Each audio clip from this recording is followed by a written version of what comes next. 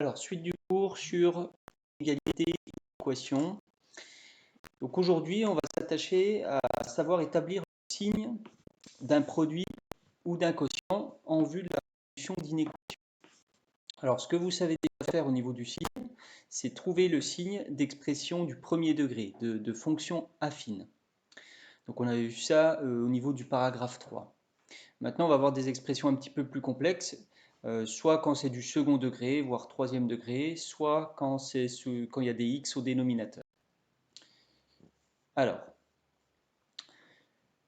signe d'un produit. Pour trouver le signe d'un produit, il y a quelque chose de très pratique, c'est qu'on a la règle des signes que vous connaissez, moins fois moins donne plus fois plus donne plus, moins fois plus donne moins, etc.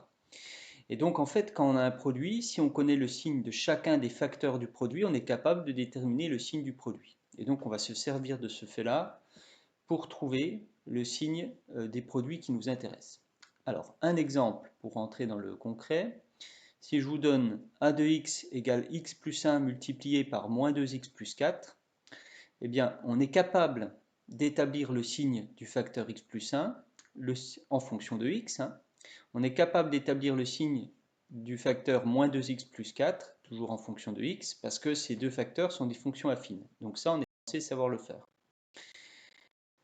Et donc, on va se servir de ces connaissances-là pour établir le signe du produit.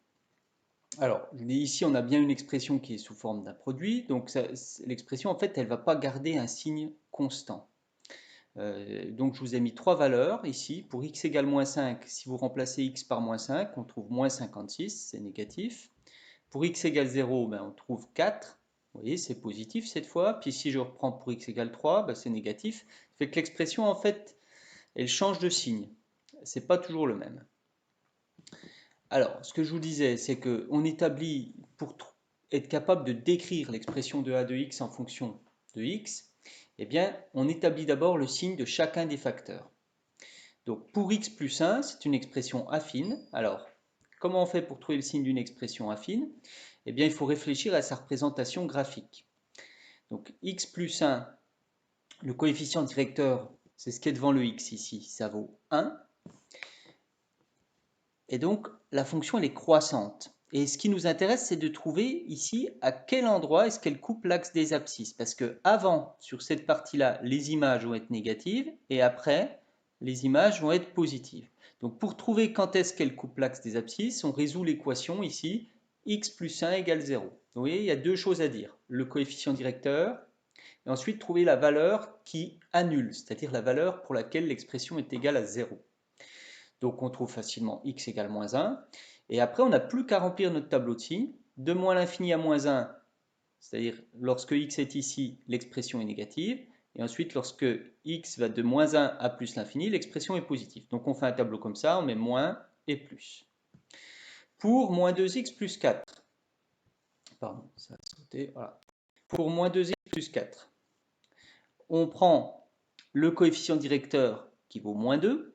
Donc la fonction, cette fois-ci, elle est décroissante, c'est donc une droite qui descend. Et on cherche quand est-ce qu'elle coupe l'axe des abscisses en résolvant moins 2x plus 4 égale 0. Donc on trouve facilement x égale 2. Ça fait 2x égale 4, ça fait x égale 2. Et on remplit, donc avant 2 c'est positif, après 2 c'est négatif, c'est ce qui est rempli ici. Alors, qu'est-ce qu'on va faire ensuite? Alors, on rassemble en fait ces deux tableaux de signes pour chacun des facteurs sous forme d'un seul tableau. Alors, on prend bien soin de noter les valeurs ici qui annulent pour une expression et pour l'autre. Donc, on les met dans l'ordre. Donc, il y avait moins 1 et 2. Je les mets ici. Je mets mes deux expressions. Et une fois que j'ai fait ça, je tire un trait sous moins 1. Je tire un trait sous 2. Et dans la troisième ligne, ici, vous voyez que vous avez une troisième ligne, ce qui correspond au produit. Et ensuite, je remplis mes lignes bien comme je l'ai fait dans les tableaux précédents, c'est-à-dire que pour x plus 1, avant moins 1, c'est négatif, et après moins 1, c'est positif. Donc s'il y a plusieurs cases, vous mettez plus dans toutes les cases. Pour moins 2x plus 4, c'est en 2 que sa valeur 0. Donc vous mettez le 0 ici sur le trait. Avant, on avait dit que c'était positif. Et après, donc s'il y a plusieurs cases, je mets des plus partout. Et après, c'est négatif. Et ensuite, je me dis, j'applique la règle des signes. C'est-à-dire que si x est entre moins l'infini et moins 1, le premier facteur est négatif. Le deuxième facteur est positif, et donc quand j'en fais le produit, moins fois plus, ça va donner moins. Entre moins 1 et 2, plus fois plus donne plus. Entre 2 et plus l'infini, plus fois moins donne moins. Et quand il y a un des deux facteurs qui vaut 0, bah, le produit fait 0. Et donc on obtient complètement le signe du produit x plus 1 multiplié par moins 2x plus 4. Et plutôt que de le faire valeur par valeur, on résume en fait ces informations dans un tableau. Vous voyez, si je place ici 5 dans la ligne des x, je peux lire que x plus 1 est positif. Pour x égale 5, je trouve que c'est positif. Moins 2x plus 4, il est négatif. Et quand je fais le produit, ben ça me donne bien un négatif. Plus fois moins donne moins. Donc c'est cette dernière ligne du tableau ici qui nous permet de décrire le signe de a de x pour toutes les valeurs de x. Alors, je peux dire que a de x est négatif quand... Alors, il faut dire que là c'est négatif et on va lire pour quelle valeur de x ça se passe ici. Donc quand x est entre moins l'infini et moins 1, et entre 2 et plus l'infini. Donc on note avec une union. Pour x appartenant à moins l'infini moins 1, union 2 plus l'infini. Ensuite, c'est positif quand x ici est entre moins 1 et 2, donc pour x appartenant à moins 1, 2. Puis je mets s'annule en moins 1, c'est-à-dire vaut 0, en moins 1 et en 2. Voilà, on a décrit entièrement le signe de a de x. Pour le signe d'un quotient. Alors, le signe d'un quotient, je vous ai mis ça sous forme d'un exemple parce qu'en fait, c'est exactement pareil. Si je prends 2x moins 1 sur x moins 3, ben en fait, la règle des signes, elle s'applique pareil. Hein. Moins divisé par moins, ça fait plus. Moins divisé par plus, ça fait moins. Et plus divisé par plus, ça fait plus. Donc, on a la même idée. C'est-à-dire qu'on va on va trouver le signe du numérateur, le signe du dénominateur. On va mettre tout ça dans un tableau et on va pouvoir conclure sur le signe du quotient. Alors, il faudra juste faire attention, c'est ce que je dis ici, hein, à la valeur interdite. Qui ici, quand est-ce que le dénominateur vaut 0? C'est quand x moins 3 vaut 0, c'est-à-dire quand x vaut 3.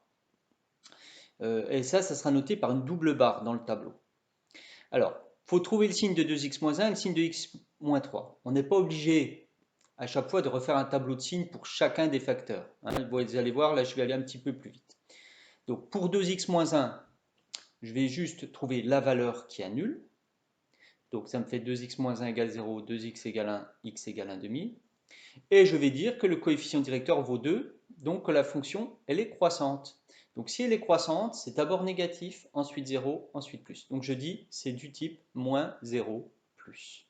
D'accord? D'abord négatif, ensuite 0, ensuite plus.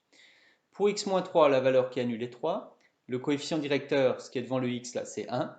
Donc c'est aussi, elle est croissante, donc c'est aussi moins 0 plus. Et ensuite, je peux faire directement le grand tableau de signes plutôt que de faire avant des petits tableaux de signes. C'est comme on veut en fait. Hein. Vous pouvez faire un tableau de signes pour 2x moins 1 si ça vous rassure, pour x moins 3, puis après faire le grand tableau.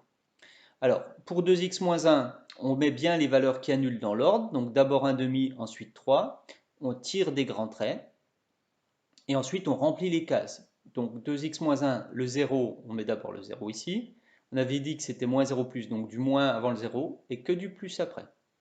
Pour x moins 3, du moins avant le 0 ici en 3, et que du plus après. Et ensuite, moins divisé par moins pour le quotient qu'elle a, ça donne plus. Plus divisé par moins, ça donne du moins. Et plus divisé par plus, ça donne du plus. Alors, la seule chose auquel il faut faire attention, c'est cette histoire de valeur interdite. Effectivement, quand le terme x-3 vaut 0, il ne peut pas être placé ici au dénominateur, parce que sinon, on n'a pas le droit de diviser par 0. Donc ici, quand x-3 vaut 0, eh bien, le quotient n'est pas défini. Donc on met une double barre dans la dernière ligne ici. Par contre, quand le numérateur vaut 0, le quotient vaut 0. Et donc, vous voyez, je peux conclure avec a de x c'est positif ou nul. Donc là, j'ai mis positif ou nul. Donc il faut que je prenne entre moins l'infini et 1 demi fermé. Donc je prends le 1 demi. Union 3 exclu. Pourquoi? Parce que 3 est une valeur interdite. Et jusqu'à plus l'infini. Même chose, négatif entre 1 demi et 3 ouvert. Voilà. Donc le quotient, c'est pareil. Alors maintenant, la résolution d'une équation à l'aide de ces tableaux de signes, donc du second degré avec des x ou avec des x au dénominateur. Donc si on souhaite résoudre x plus 1 fois moins 2x plus 4 supérieur ou égal à 0, ça c'est une inéquation. Je ne vous demande pas le signe total de l'expression. C'est bien une inéquation du second degré. Si on développe, il y a des x carrés qui apparaissent. Donc on cherche les valeurs de x telles que l'expression a de x égale x plus 1 fois moins 2x plus 4 est positif. Et bien en fait, pour faire ça, on n'a pas d'autre choix que de faire un tableau de signes complet, c'est-à-dire de trouver son signe complet. On va trouver quand est-ce qu'elle est positive, mais aussi quand est-ce qu'elle est négative. Donc on fait un peu plus que la question initiale de départ, qui est de savoir quand est-ce que c'est positif. Voilà, bon, alors j'ai repris les mêmes expressions qu'au paragraphe précédent, ce qui fait que le tableau de signes, ben, on l'a déjà. Et maintenant, je vais répondre à la question, quand est-ce que c'est positif? Eh bien, si je regarde dans ma ligne, quand est-ce que ce produit-là est positif? Donc là, le plus, ça correspond à positif. C'est lorsque x est entre moins 1 et 2. Moins 1 et 2, fermé parce que c'est supérieur ou égal à 0. Donc l'ensemble solution, c'est moins 1, 2. On a répondu à l'inéquation grâce à un tableau de signes. Donc pour résoudre des inéquations un peu autres que le premier degré, très souvent, on va être amené à faire des tableaux de signes. Alors, quand l'inéquation est sous forme d'un produit ou d'un quotient supérieur à 0 ou inférieur à 0, c'est un problème de signes. Hein, et donc, on peut faire un tableau de signes et lire les tableaux. Mais quand on a des inéquations, ce n'est pas toujours supérieur à 0 ou inférieur à 0. Là, je vous en ai mis deux. X carré plus grand que x, ou encore 1 sur x plus petit que 1, c'est des inéquations. Et il n'y a pas de 0. Alors évidemment, qu'est-ce qu'on va faire? Eh bien, on va se ramener à un problème de signes en passant tout du même côté. Et après, ben, il faudra chercher à obtenir soit un produit, soit un quotient, pour pouvoir faire un tableau de signes et utiliser la règle des signes. Donc, je vous ai mis, on passe tout du même côté, on se ramène à un problème de signes. On factorise au même dénominateur pour obtenir un produit ou un quotient. On fait un tableau de signes avec l'expression qui est à gauche du 0. Et après, on n'a plus qu'à lire les solutions dans le tableau. Voilà, donc je ne vous ai pas mis ici la résolution, je vous la donnerai en correction, mais je vous laisse essayer de faire en suivant cette méthode-là, et puis de regarder la correction en vidéo après.